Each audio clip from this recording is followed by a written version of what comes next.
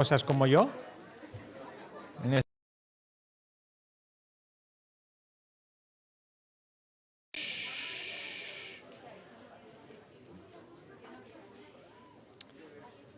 Genial de comprobar la alegría de los saludos unos a otros. También ya con la iglesia decorada, acercándonos a las fechas entrañables de Navidad. Damos también la bienvenida a los que nos estáis viendo online o también en diferido. Y estamos en una pequeña serie de 3 domingos de acercamiento a la Navidad. Entonces, vamos sencillamente a tomar un momento para orar, muy brevemente, y después los niños van a ser los que van a ser los protagonistas, como viene a ser habitual en estos cultos. Un momento de oración. Pues, nuestro Padre Celestial, te pedimos que nos ayudes a celebrar la Navidad, a entender realmente lo que significó hoy y lo que ocurrió hace tantos años y su sentido para el día de hoy. Lo pedimos en el nombre de Cristo. Amén. Muy bien, pues los niños vienen con una dinámica de las velas de Adviento, iniciado el domingo pasado, y ahora tenemos la segunda, que creo que nos va a hablar de la fe y la esperanza de que viniera el Salvador. Pero les doy pie aquí a Eli y a los niños.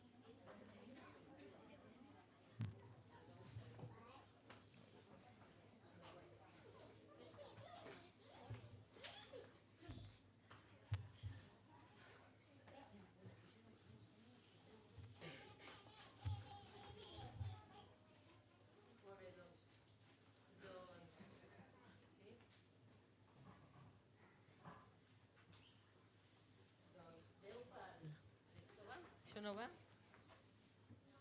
No va el micro? Hola. Hola. Ara sí? Vale. Doncs mireu, Déu pel seu gran amor per la humanitat, a causa del pecat va prometre que enviaria un Salvador.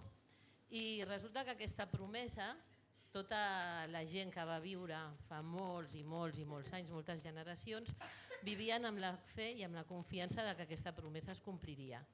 I resulta que ja faltava molt poc perquè es complís la promesa i l'àngel va parlar primer amb Maria i també va parlar amb Josep. I ells van tenir fe de que per Déu no hi havia res impossible. I ara us diran un verset, aquí falten molts, encara que ho veieu, però falten com 5 o 6 o no sé, són més de 11 petits. I Sara, vine també. Vine, carinyo. Vale? Bueno, doncs ara intentarem de dir les paraules de l'àngel en català, en castellà i en anglès. Vale? A veure, qui comença? Català, vinga. Vosaltres repetiu el que us digui la Mari Carmen, vale? Tindrà un fill?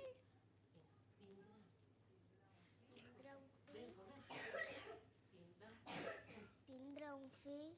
Li posaràs per nom? Li posaràs per nom Jesús, perquè ell Jesús perquè ell salvarà el seu poble salvarà el seu poble dels seus pecats. dels seus pecats.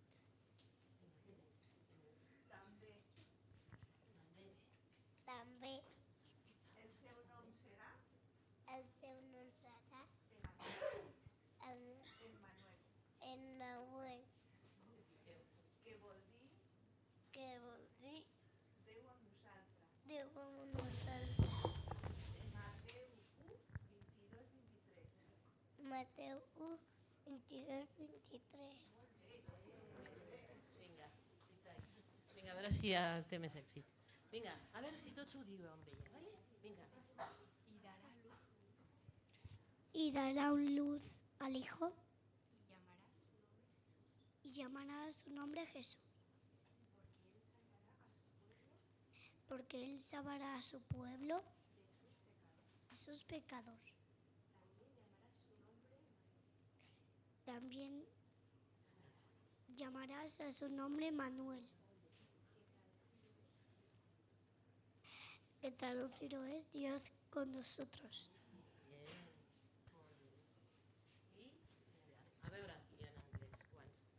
els ànims. Vinga, en anglès repetiu el que diu la Raquel. Vale? Repetim, ben fort. And she will have And she will have a son. a son. And you are to name him. And you are Jesus. Jesus. For he will save For him to set his people these people from their sin, on the sea. and they will call him They will call him Emmanuel, Emmanuel, which means which means God is with us. God with us.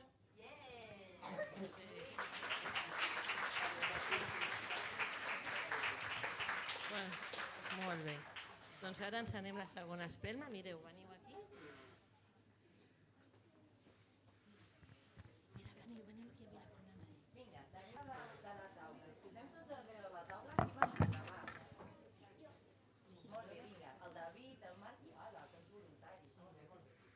Apa. Aquí. A veure... Vinga, posa't aquí. Vigileu, aquí, no? Un d'aquí, del costadet. No, és que el vermell avui no es pot ser. Un altre dia, val? Bueno, entre tots. Un, a veure què passa. Dos. Ups. I tres. Vinga. Ai, que s'apaga, que s'apaga. Mira, ja sé, aquí. Així. Mireu què passa, A veure si s'encén. Ala, molt bé. No bufeu, que no és una... Ara, molt bé. Ai, gràcies, molt bé.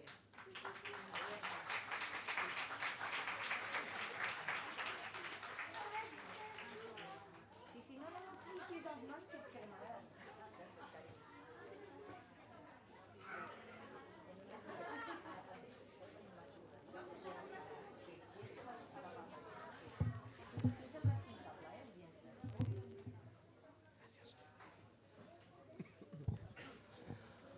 Muy bien, buenos días a todas y a todos. Mientras los niños y las niñas suben a la escuela dominical, comenzamos nuestro tiempo de comunidad. Además de esa bienvenida general, quiero dar la bienvenida especialmente a Samuel, que ya está con nosotros después de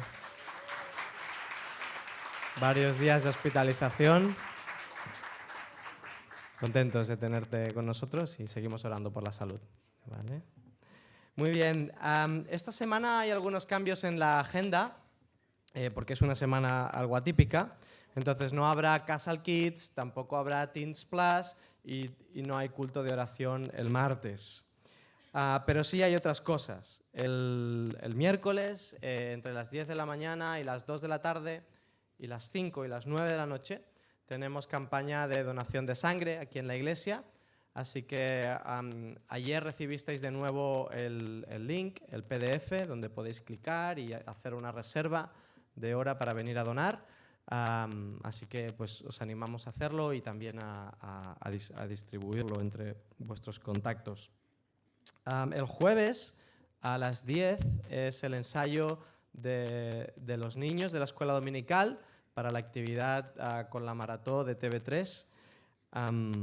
Así que el jueves a las 10, las familias que estáis apuntadas, 10:30, en casa de Jonathan Sánchez, en Sant Fos, de Campsentelles. Molt bé. Después el viernes hay célula de jóvenes a las 6:30 aquí en la iglesia.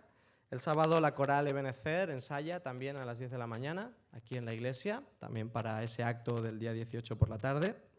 Y el domingo nos encontramos de nuevo en el culto de adoración. Y continuaremos con esta serie de la conspiración de Adviento que ahora os presentaremos. En otro orden de cosas, la semana pasada se produjo una efeméride en nuestra iglesia. Y es que tenemos una persona centenaria que cumplió 100 años. Todo un hito. Y es la señora Juliana, que es la mamá de Fermín y de Víctor. No la tenemos por aquí porque está en Rosas con una de sus hijas. La semana pasada en Rosas hubo un espacio de homenaje donde invitaron al alcalde de Rosas al culto y pudieron dar gracias a Dios por su vida. Y me gustaría que la pudiéramos honrar, aunque no la tenemos con nosotros, orando por ella. Y le he pedido a Moisés que él representa probablemente a la familia, una de las familias de más solera en esta iglesia, ¿no? Así que voy a pedir a Moisés que pueda pasar, por favor, y orar por Juliana. De hecho, el mes pasado, noviembre, hicimos los 75 años del inicio de la obra aquí, en este local, ¿no? Ella ya tenía 25 años. Entonces, fijaros, ha podido vivir toda la historia ya desde la juventud, aunque al principio no está conectado con la iglesia, pero para que veáis, ¿no?, lo que ha vivido esta mujer, ¿no? Y yo creo que es un motivo de dar gracias, ¿no?, por personas que han estado aquí, que el Señor les ha concedido muchos años de vida, y también a los demás que han sido colegas de ella, ¿no?, en ese tiempo y que siempre tenemos que tributar un homenaje. Señor, te agradecemos el motivo, Señor, en el cual, Señor, nos estamos dirigiendo a ti y estos 100 años de vida que tú le has dado a Juliana. Muchas gracias, Señor, por bendecirla en salud, a pesar de sus dolencias, Señor, le hayas podido conceder, no solo a ella, sino también a su familia, el que ella viva tantos años. Te pedimos, Señor, por su salud, para que tú la tengas, Señor, y que esté en buenas condiciones, Señor. Te damos gracias por su vida, te damos gracias por su testimonio ya de joven, y también te damos gracias de todas aquellas personas que ya nos han dejado, pero que en esa generación fueron de tanto testimonio en esta ciudad. Te damos las gracias en el nombre del Señor Jesús. Amén. Muy bien, pues continuamos. Y voy a pedir a Hernán, él tiene un anuncio, o Joana, es lo mismo. Bueno, de parte de los líderes de jóvenes, pues queríamos recordar a los jóvenes y los padres también que el 17 de diciembre será la cena de Navidad, ¿vale? Va a ser una cena de gala, así que ponedos elegantes. Y también creemos que sería una muy buena oportunidad para invitar amigos o amigas no creyentes, ¿vale? Será aquí en la iglesia el 17 de diciembre a las 8. Y muy importante para tema logístico, de confirmar vuestra asistencia el día 11, ¿vale? El 11 es el último día para confirmar la asistencia y lo podéis hacer por el grupo de WhatsApp, ¿vale? Gracias, Joana. Antes de presentaros la nueva miniserie de sermones de Adviento, después del culto, de los que os quedáis a la última parte, necesitamos recoger los bancos para subirlos aquí arriba, porque todo esto será espacio para la campaña de donación de sangre. Así que si podéis echar una mano, os lo agradeceríamos. Y será Débora quien nos presente la nueva miniserie de sermones, esta serie que hemos titulado La conspiración de Adviento, donde buscamos llevar a la Iglesia a vivir un Adviento diferente.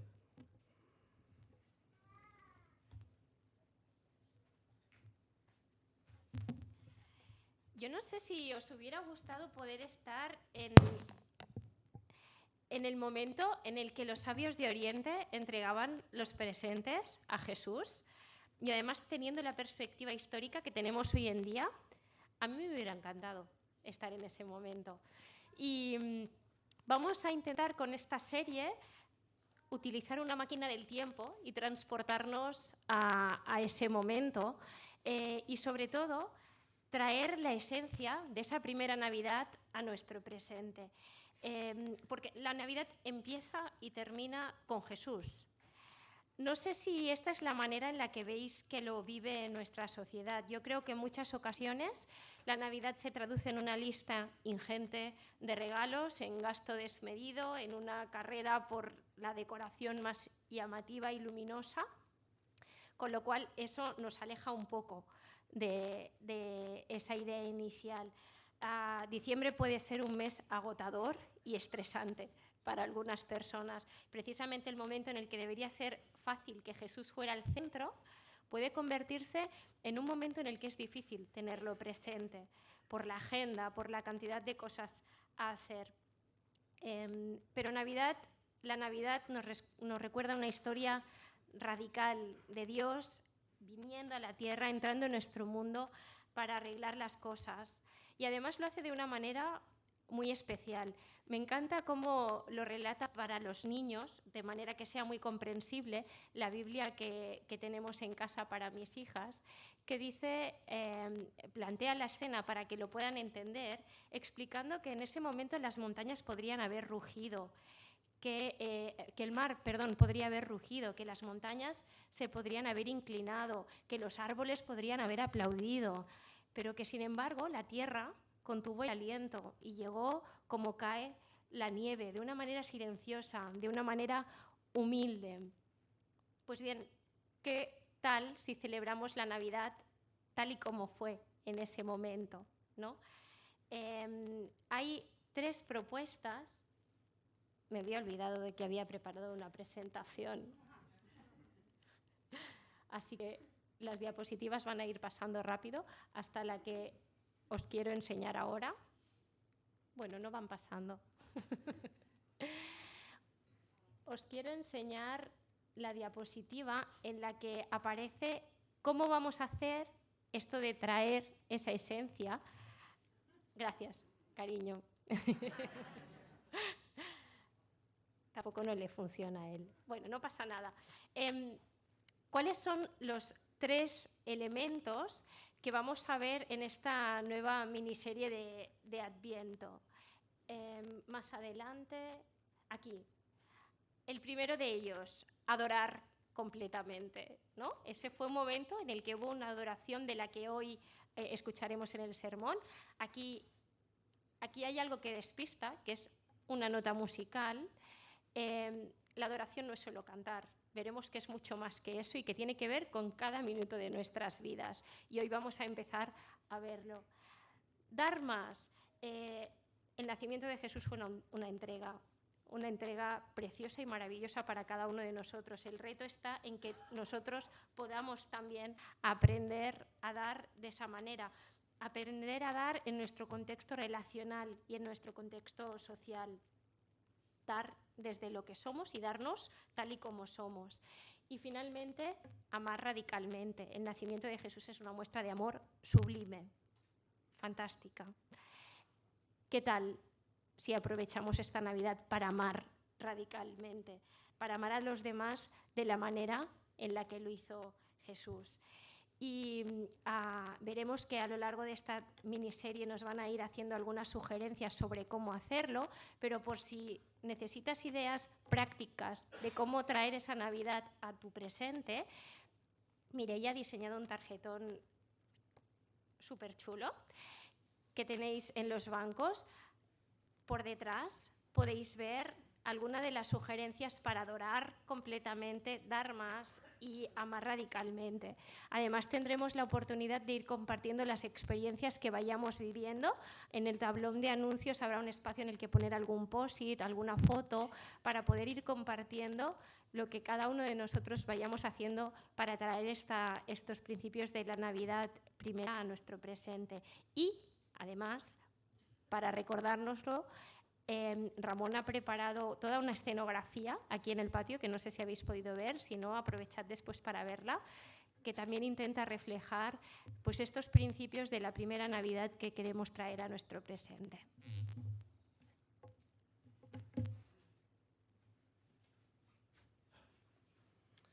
Pues vamos a acercarnos a esa primera idea de adorar completamente. Ya Andrés al principio del culto nos ha leído uno de los textos, que es Mateo 2, 1 al 12. Es el texto, para los que os incorporáis ahora, de los sabios de Oriente que vienen a adorar, que hacen ese camino largo y vienen a adorar a Jesús, pasan por Jerusalén, por el palacio de Herodes, Allí encuentran algo de dirección en cuanto a dónde podría haber nacido el Mesías. Entonces van a Belén, encuentran al Mesías, le adoran y luego en Revelación se les dice que no vuelvan por Jerusalén, que vuelvan por otro camino y se marchan, ¿no? Así que a ese texto de Mateo capítulo 2 quiero añadir otro texto en el que basaremos esta idea de adorar completamente, que es la Epístola a los Romanos, capítulo 12, versículos 1 y 2. Dice, por consiguiente, hermanos, os ruego, por las misericordias de Dios, que presentéis vuestro cuerpo como sacrificio vivo, santo y agradable a Dios, que es vuestro culto racional. Y no os adaptéis a este mundo, sino transformaos mediante la renovación de vuestra mente para que verifiquéis cuál es la voluntad de Dios, lo que es bueno, lo que es aceptable y perfecto. Hoy vamos a tener problemas con esto. Sí, debe ser la pila. ¿Puedes pasarme a la siguiente, por favor? ¿Cuál diríais que es una de las diferencias principales entre un melocotón y una naranja? El sabor, el olor, la textura, la acidez, la piel, ¿sí? Los gajos, alumna aventajada. Los gajos. ¿Habéis oído hablar alguna vez de la triple S? No son las SS. La triple S es la separación entre lo sagrado y lo secular. Cuando yo era estudiante de GBU en la universidad hablábamos mucho de esto. Luego cuando fui asesor también desarrollamos algunos materiales de ese andamio. La separación entre lo sagrado y lo secular. Es ese convencimiento de que la vida se parece a una naranja, que la puedo desgajar, ¿no? y puedo usar esas partes como yo quiera. Y no a un melocotón que es íntegro, ¿no? Para desgajarlo tienes que romperlo con un cuchillo, ¿no? Pero la fruta es íntegra en sí misma. Y suele pasarnos a los cristianos que como naranjas dedicamos algunos segmentos, algunos gajos de nuestra vida a Dios, ¿no? Y hay gajos que son como muy claros, que se los tenemos que entregar a Dios, ¿no? La vida de oración, de iglesia, los cultos, algunas actividades de nuestra vida, algunas de nuestras relaciones. Pero hay otros ámbitos en los que consciente o inconscientemente los dejamos fuera, ¿no? A veces el trabajo, el lugar de estudio, el tiempo de deporte, las artes, la música, el descanso, las relaciones interpersonales, las aficiones que tienes. La triple S, la separación entre lo sagrado y lo secular, es como un virus, ¿no? Nos afecta en profundidad y de diferentes maneras. Y eso afecta a nuestra adoración, porque entonces hay áreas de nuestra vida que nos reservamos, cogemos gajos y nos los reservamos y Señor, esto es para mí, estos otros sí que te los doy, ¿no? Y la raíz del problema está en una idea equivocada respecto a Dios. Y la solución está en entender bien el carácter del Dios al que adoramos. ¿Cuánto se quiere implicar Dios en nuestra vida? En nuestro día a día y cuáles son los propósitos que Él tiene para ti en tu cotidianidad a través de Jesús y de la constancia en aplicar esta comprensión a todas las áreas de tu vida. El primer pasaje que Andrés ha leído al principio de Mateo nos acerca al relato de la primera Navidad, donde encontramos a unos sabios que han entendido, han descubierto y han entendido quién es Jesús realmente y vienen a adorarlo. En el versículo 2 se nos dice, cuando llegan al palacio en Jerusalén, le dicen a Herodes, hemos venido a adorar al Mesías. Y luego al final, en el versículo 11, también dice que después de haberle adorado, marcharon, ¿no? Y hay un contraste interesante entre el deseo de adorar de esos sabios y el deseo de adorar de Herodes. En el versículo 8 nos cuenta Mateo que en esa conversación con los sabios le dice, pues decidme dónde ha nacido, que yo también quiero ir a adorarlo. Y sabemos que las intenciones de Herodes eran diferentes, ¿verdad? Qué contraste entre quienes han entendido quién es Jesús y vienen con un espíritu de adoración genuino y quien tiene otras intenciones ocultas y no está poniendo a Jesús como en primer lugar. ¿Quién es el verdadero adorador? El pasaje que hemos leído en Romanos nos puede llevar a esta pregunta, ¿no? ¿Quién es el verdadero adorador? El verdadero adorador no es aquel que lleva la ofrenda al altar sacrificando a un animal. Esta es la imagen que tenemos en el Antiguo Testamento. Jesús, en los Evangelios, y también Pablo, en este pasaje de Romanos, nos enseñan que el verdadero adorador es aquel que se presenta a sí mismo, no que trae algo que puede comprar o que puede adquirir o que puede conseguir por sí mismo, sino que se trae a ella misma al Señor, ¿no? Y se entrega como un sacrificio vivo, santo y agradable, ¿no? Es lo que tú eres, es tu persona completa la que comprometes con Dios, con el Evangelio, con la persona de Jesús y con la obra del Espíritu Santo. La verdadera adoración empieza en uno mismo, en darse completamente y sin reservas, sin coger gajos de nuestra vida y reservárnoslo para nosotros. ¿Y cuál es el motor de la adoración? ¿Qué es lo que impulsa nuestra adoración? Después de año y medio de que naciera nuestra hija Ruth, nuestra hija mayor, pudimos ir al cine. Nos costó como 18 meses en poder pisar otra vez las salas de un cine.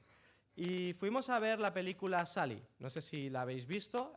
Es la historia real de un piloto de US Airways que, despegando del aeropuerto de La Guardia en Nueva York, una bandada de pájaros se meten en uno de los motores, entonces el avión se desestabiliza y con gran habilidad Sally, el piloto, ameriza el avión en el río Hudson, salvando a 155 pasajeros, ¿no? Y esa hazaña, y sabéis que la cultura norteamericana es muy cultura de héroes, de esos héroes comunes, ¿no? Que hacen proezas por el resto de la sociedad. Esa hazaña provocó admiración. Bueno, al principio no, si habéis visto la película, pues sabéis todo el calvario que aquel hombre sufrió por hacer aquello, aunque salvó a los pasajeros. Pero al final se reconoce su habilidad y su proeza en salvar a toda esta gente, hasta el punto que se le hace una película, ¿no? Si algo puntual genera esta admiración, ¿qué debería generar en nuestra vida, en nuestros corazones, el reconocimiento a un Dios que no solamente nos ha creado, sino que nos ama en gran medida? Y Andrés nos recordaba el pasaje en Juan 3:16, en el tiempo de alabanza, ¿no? Donde Dios se da a sí mismo, se da lo más precioso de sí mismo, a su único Hijo, por amor a ti y a mí, ¿no? Así que nuestra adoración a Dios no se produce por la exigencia de que Dios quiera que le adoremos, no se produce porque Dios nos ordena que le adoremos.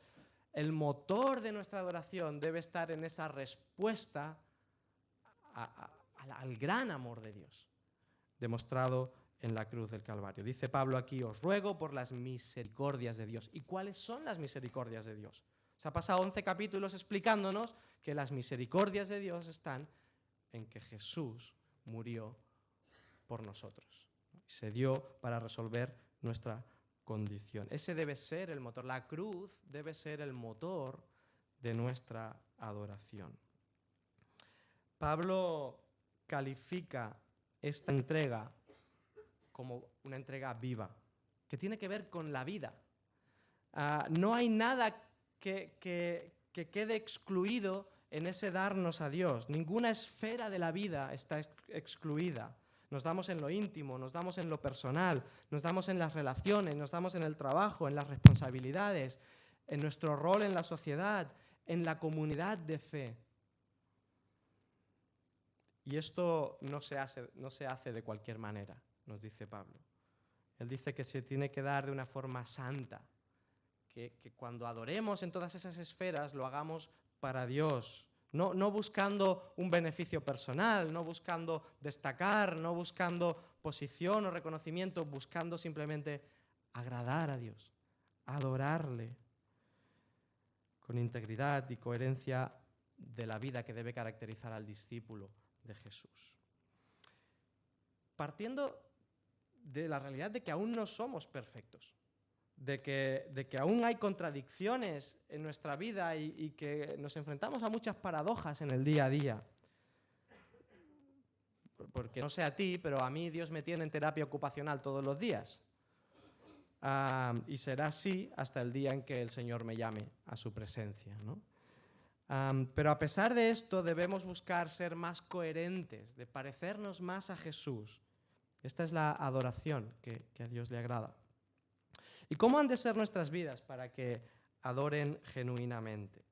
Bueno, Pablo responde en dos partes, con un esquema muy común en él, ¿no? Lo que hemos de dejar y lo que hemos de incorporar. Pablo dice, no conformaos, sino transformaos, o sed transformados, ¿no? Esa primera idea, no conformarse, no os conforméis a este siglo, dice Pablo. Y la expresión este siglo puede tener varias connotaciones en la Biblia, pero una de ellas alude al presente siglo malo. Si nos vamos a la carta a los Gálatas, capítulo 1, versículo 4, Pablo escribe y dice, está hablando de Jesús, dice, se dio a sí mismo por nuestros pecados para librarnos de este presente siglo malo, conforme a la voluntad de nuestro Dios y Padre. Y este siglo es malo porque está dominado por el príncipe de este siglo, que es Satanás, que es el malo por excelencia. Es la máxima expresión del mal. Así que Pablo nos está diciendo, no nos conformemos con todo aquello que fomenta el mal, que hace daño a otras personas. Cuando ves una injusticia y callas, cuando consumimos pornografía, cuando nuestras reacciones frente al otro lo que expresan es que el otro no importa, que tú importas más o que tu argumento importa más. Todo aquello donde Dios no estaría presente. No conformarnos es no participar de cosas así, pero para saber distinguir el mal en tu día a día, tengo que tener capacidad crítica. Capacidad crítica con todo lo que me pasa. Y el ser humano siempre ha encontrado a su alrededor ideologías que influyen en él, ¿no? Del tipo que sean. Todas ellas pretenden influir en nuestro pensamiento y son maneras de ver la vida, ¿no? Y encontramos esas ideologías a través de la economía, de la política, las religiones. Es una manera de entender la vida, de verla y de vivirla. Y en nuestro contexto social, pues encontramos ideologías en la política, cuestiones de género, economía, religión, cuestiones que tienen que ver con el individuo, con la sociedad, etcétera, ¿no? Y eso que puede parecernos muy lejanos, se hace muy cercano cuando tenemos que tomar decisiones en el día a día. Decisiones personales, ¿no? ¿A quién voto? ¿Cómo me posiciono frente a los movimientos migratorios o de refugiados? ¿Cuál es mi visión y mi comprensión de los nacionalismos, de la identidad de género, de la violencia vicaria o de género, de cómo trato al prójimo y cómo me acerco a su realidad, de si vivo en generosidad o en individualismo, qué decisiones tomo en mi empresa cuando gestiono personas, relaciones con clientes, finanzas, cuál será mi ética como trabajador en la empresa para la que trabajo, cómo integro o comparto a Jesús, que es la verdad, dentro de todas esas ideologías, la verdad con mayúsculas. Es decir, cómo veo, cómo comprendo o cómo actúo frente a cualquier situación de la vida.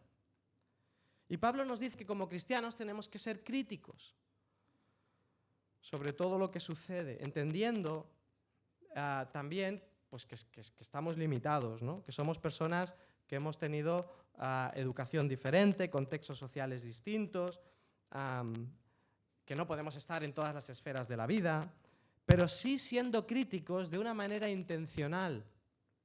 Y ese elemento crítico, dice Pablo, parte de la transformación de nuestro mundo interior, de nuestro entendimiento. Entonces, no conformaos, sino sed transformados, ¿no? Dice, transformaos por medio de la renovación de vuestro entendimiento. La verdadera adoración incluye esa transformación. Y es un proceso complejo porque no llega inmediatamente en el momento en el que te conviertes, ¿no? Aceptas a Jesús y te reseteas directamente, ¿no? El software que tenías instalado desaparece porque lo has formateado y metes el nuevo CD. Esto ya es un poco boomer. Te descargas, haces un download del nuevo programa de internet, ¿no? Y formateas el ordenador de nuevo, ¿no? Esa transformación de nuestro entendimiento no sucede así, de esa forma tan inmediata o tan sencilla, ¿no? Todos venimos programados, todos hemos sido formateados durante años con la educación recibida, con la cultura en la que nos hemos criado, con los énfasis que nuestra sociedad tiene y las carencias también, influidos por los medios de comunicación en nuestro entorno o por los máximos exponentes y referentes sociales. Incluso por nuestras propias vivencias, ¿no? Por esa mochila que cada uno de nosotros trae, ¿no? Y eso ha dejado una huella en nuestra vida. Como os acordáis los discos de vinilo, que eso sí que está de moda hoy otra vez, los discos de vinilo, ¿no? Cuando se graban, pues se marcan, ¿no? Hay un surco que deja una huella, que luego la aguja puede ir leyendo lo que está grabado ahí y suena la música, ¿no? Pues todas esas cosas han dejado un surco en nuestra vida. Y Pablo nos dice que no nos adaptemos, que no nos conformemos con eso, que seamos transformados. Así que ese proceso requiere de nosotros un compromiso permanente y constante. Porque esas ideologías que hemos mencionado anteriormente seguirán ejerciendo presión e influencia sobre nosotros. Así que permanentemente debemos ser críticos e identificar si los planteamientos que se nos hacen son aceptables desde nuestra cosmovisión cristiana y desde lo que nos enseña la palabra, ya sea en lo económico, en lo social, en nuestras relaciones interpersonales o familiares, en cuestiones de bioética, que también ahora está muy de moda con todo esto de la ley de eutanasia y de morir bien. Y este es un ejercicio dinámico, que no lo hacemos una vez y ya está. Es un ejercicio dinámico porque la vida es dinámica. Y algunas de esas cosas, de esos inputs que recibimos, no tienen respuestas sencillas. No es blanco o negro la respuesta que podemos dar. A veces hay matices, hay grises. Y a veces la Biblia no es exacta y específica para resolvernos todas las cuestiones. Nos da principios, pero hay cosas que no se detallan al dedillo, ¿no? Debemos articular una respuesta coherente y de ahí la necesidad de ser transformados en nuestro entendimiento. ¿Y cómo se transforma el entendimiento? 4 ideas rápidas. En primer lugar, el proceso empieza en el interior del cristiano y es un misterio. La mayor parte de ese proceso es un misterio que tiene que ver con la obra del Espíritu Santo en cada una de nuestras vidas. Jesús le dice a Nicodemo en Juan 3 que tiene que nacer de nuevo, ¿no? Y esto descoloca a Nicodemo, ¿y esto cómo se come? ¿Cómo entiendo esto, ¿no? Y Jesús le acaba explicando que esto de nacer de nuevo significa que tiene que nacer del Espíritu. Cuando Pablo escribe su carta a Tito, en el capítulo 3, versículo 5, dice: Dios nos salvó no por las acciones justas que nosotros habíamos hecho, sino por su misericordia. Nos lavó quitando nuestros pecados y nos dio, dice, un nuevo nacimiento y una vida nueva por medio de ¿quién? Del Espíritu. Hay una obra misteriosa de parte de Dios en la vida de cada creyente, de cada cristiano, aunque no sepamos cómo la hace. Así que nuestra parte Nuestra responsabilidad está en escuchar la voz del Espíritu hablando a nuestro espíritu. Ser sensibles a lo que el Espíritu está haciendo en nuestra vida. Y nutrirnos de todo aquello que pertenece al Espíritu. Sin la acción del Espíritu Santo, esta renovación del entendimiento, esta renovación de nuestro interior, es imposible. No está a nuestro alcance por más que nos esforcemos. Y esta es la primera idea en cuanto a cómo se renueva nuestro entendimiento. En segundo lugar, hemos de aprender a Cristo. Aprender a Cristo. Os quiero llevar a un texto en 1 Corintios, capítulo 2, versículo 16, que dice: ¿quién ha conocido la mente del Señor para que le instruya? Mas nosotros tenemos la mente de Cristo. Esa renovación del entendimiento pasa por incorporar a nuestra vida la mente de Cristo. Debemos dejar que Cristo impregne nuestra vida, que impregne nuestro entendimiento, pasar tiempo con Él. Hablábamos de esto en la célula en la que yo estoy esta semana, ¿no? Pasar tiempo con Él, llenarnos de su persona, llenarnos de su enseñanza, dejarnos alcanzar por su obra. Hemos de ver la vida desde Jesús. Lo que nos sucede desde Jesús y desde el Evangelio. Hemos de conocer y reproducir sus valores, responsabilidades, interacciones, en la toma de decisiones, en el establecimiento de las prioridades. Esto es lo que Pablo les escribe a los efesios. Si venís conmigo a Efesios capítulo 4, versículos 17 a 24. Dice: esto pues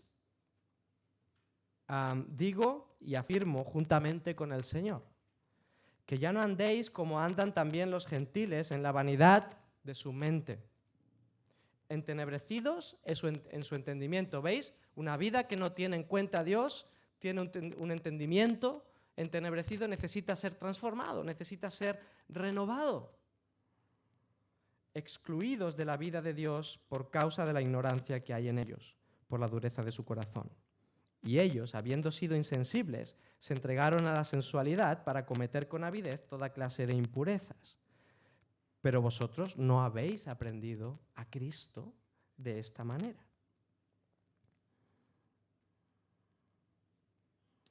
Ni habéis sido... si en verdad lo oísteis y si habéis sido enseñados por Él, conforme a la verdad que hay en Jesús, que en cuanto a vuestra anterior manera de vivir os despojéis, no nos conformemos con eso, sino que nos despojemos del viejo hombre, que se corrompe según los deseos engañosos, para que seáis renovados, no conformados, renovados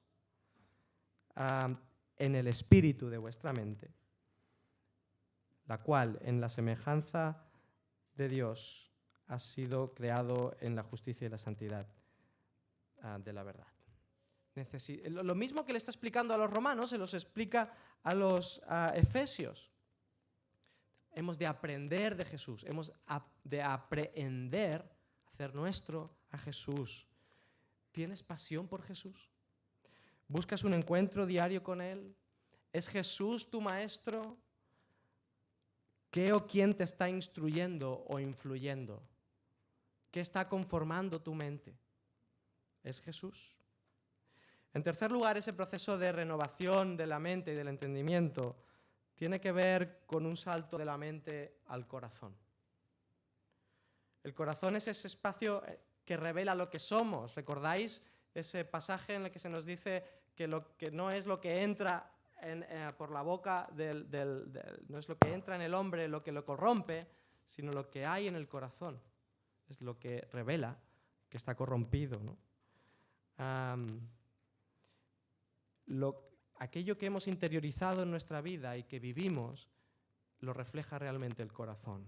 Por lo tanto, hay una parte que es responsabilidad nuestra, que tiene que ver con proactividad, con intencionalidad en permitir al Espíritu Santo integrar lo que hemos entendido racionalmente para que forme parte de nosotros.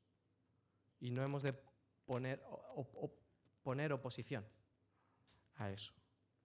Y en último lugar, la importancia del hacer. Cuando hemos dejado lo que corresponde a este siglo malo, cuando ese proceso de transformación, de renovación, se está produciendo, cuando dejamos obrar al Espíritu, cuando aprendemos de Jesús, cuando nuestra dinámica de interiorización de lo que vamos comprendiendo está, para mantenernos en esa dinámica, hemos de vivirlo, se ha de reflejar en la praxis diaria. Venid conmigo a Filipenses 4, 7 al 9. Dice, la paz de Dios, que sobrepasa todo entendimiento, guardará vuestros corazones y vuestras mentes en Cristo Jesús. Por lo demás, hermanos, todo lo que es verdadero, todo lo digno, todo lo justo, todo lo puro, todo lo amable, todo lo honorable, si hay alguna virtud o algo que merece elogio, en esto meditad, en esto pensad. Lo que también habéis aprendido y recibido y oído en mí, esto practicad. Y el Dios de paz estará con vosotros. Es decir, lleva tu mente a Jesús. Lleva tu mente a lo bueno, a lo justo, a lo honesto, a lo auténtico. Pero Pablo va más allá del pensamiento. Dice, en esto pensad, pero luego dice, esto haced. No dejad de poner en práctica. Por lo tanto, el último elemento en esa transformación no solo tiene que ver con un cambio de pensamiento, tiene que ver con transformar la vida entera, el compromiso diario, las relaciones, las finanzas de tu empresa o de tu casa, las prioridades, la manera en que tratas y educas a tus hijas, la excelencia en tus estudios, tu acercamiento a aquellos que sufren o tienen carencias de algún tipo, el no dejar a tu hermano en la estacada cuando te necesita, la intencionalidad y la proactividad en proclamar a Jesús con aquellos que están a tu alrededor. Porque estas cosas, como muchos otros ámbitos de la vida, honran y glorifican a Dios cuando lo hacemos desde un entendimiento renovado y desde la acción del Espíritu Santo en nuestras vidas. Porque como acaba diciendo Pablo en el versículo 1 de Romanos 12, la adoración verdadera es la que se manifiesta haciendo la buena voluntad de Dios en el día a día. Dice, este es vuestro culto racional. Es vuestro espacio diario de adoración. ¿Y cuál es el resultado?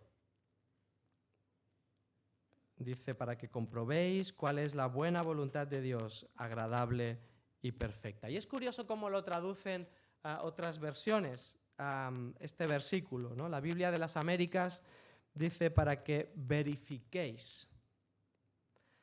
La Biblia, la palabra, dice, para que apreciéis lo que Dios quiere.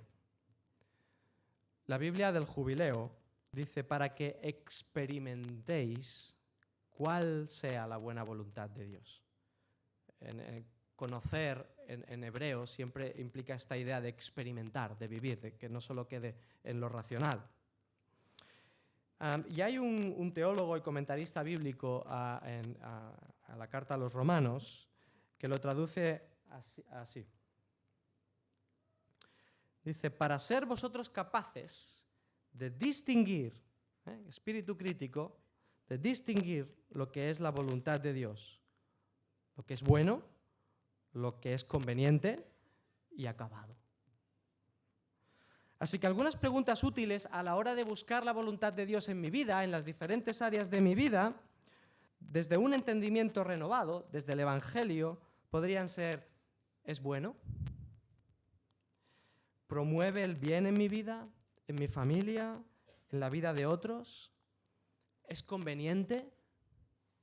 Y esto te dará pistas, ¿no? El que ve renovado su entendimiento en el día a día, buscando la voluntad de Dios, a través de la acción del Espíritu Santo, aprendiendo de Jesús, esa persona, cuando tiene que tomar decisiones y actuar en cualquier ámbito, buscará lo bueno, lo conveniente, lo acabado, del pensar al hacer. La Navidad va de adorar a Jesús.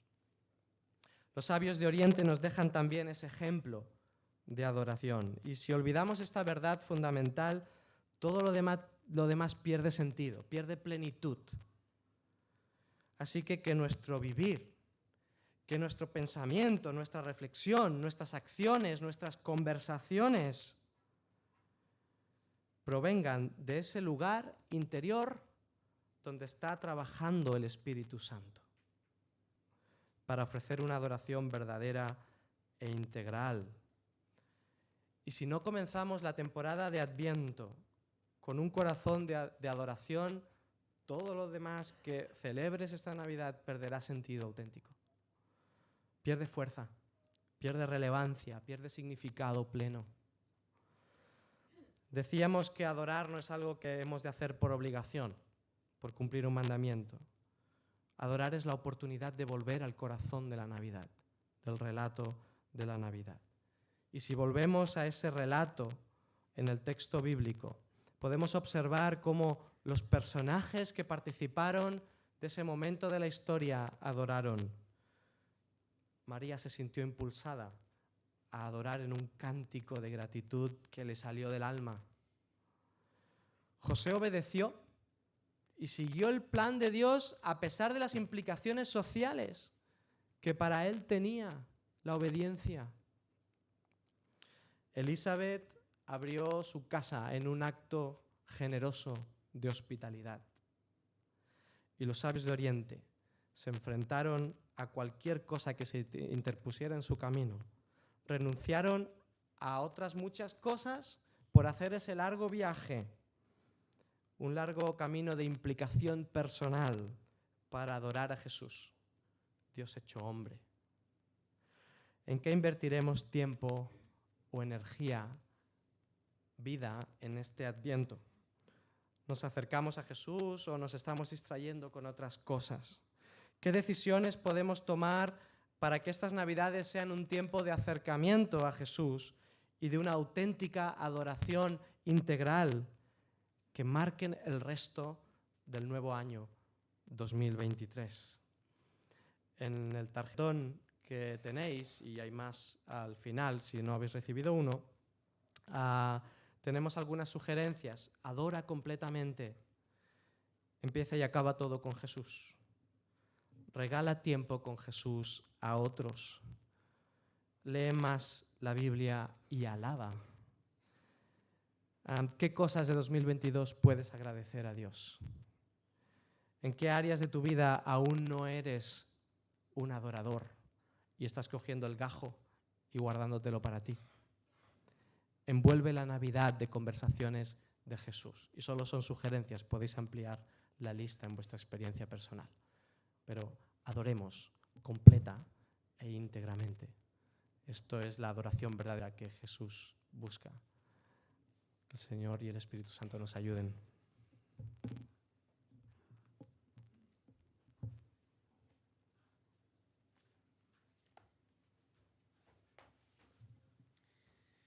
Muchas gracias, Marcos. Voy a